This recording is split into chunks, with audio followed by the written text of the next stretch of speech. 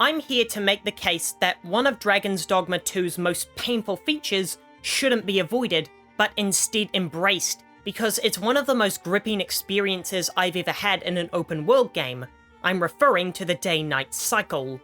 Where most games with these features merely throw a darkened filter over the screen, they make sure to bask the world in the glow of ethereal moonlight, and this hinders the player's visibility about as effectively as Dragon Dogma 2's fast travel.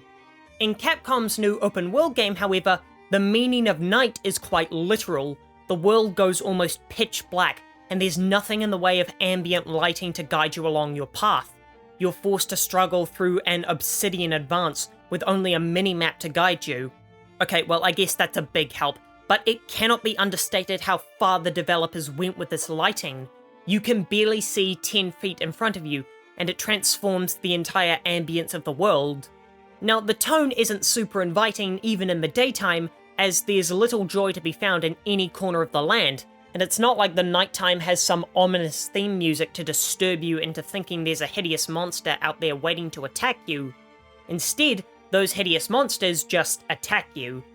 It wouldn't be an effective night if there weren't anything actually different about the game. Certain beasts only appear at night, meaning it's the only way to obtain some materials for character upgrades. Also, these battles feel far more intense and have much more visual spectacle to them, as the particle effects from my mystical spells and clanging metal illuminate the darkened arenas to add more weight to your attacks, as the world punctuates your blows by briefly lighting up your immediate area as you engage in a do-or-die battle in the witching hour.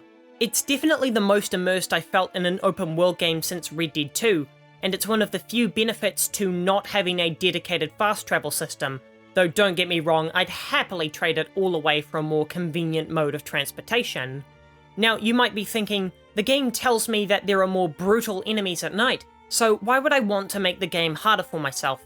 Well, there are two reasons. The first is that the game has no difficulty options anyway, so if you find the game too easy, venturing out at night only gains you a net positive. And suppose you're finding the game too hard, in that case, surprisingly, there's no punishment whatsoever for death. No permanent loss of items, and you respawn at the nearest checkpoint even if you don't go anywhere near it beforehand. And believe me, it's worth it just to make the trek from Mel to Vernworth, just to get that creepy experience from exploring a world where you can't see where you're going. I think this nighttime is compelling because of how well it contrasts with the daytime. Dragon's Dogma 2 has some impressive visual sights, as you can peer across the ocean and see where your journey will eventually take you. And you feel that same sense of epic scale that you would in, say, Breath of the Wild. But at night, the polar opposite occurs. The grand scale shrinks to only a few meters around you, and the world becomes claustrophobic.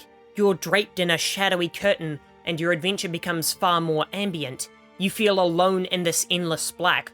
Or at least you would feel that way if your pawns could stop talking for just 10 blissful seconds, but I'll leave that conversation for another day.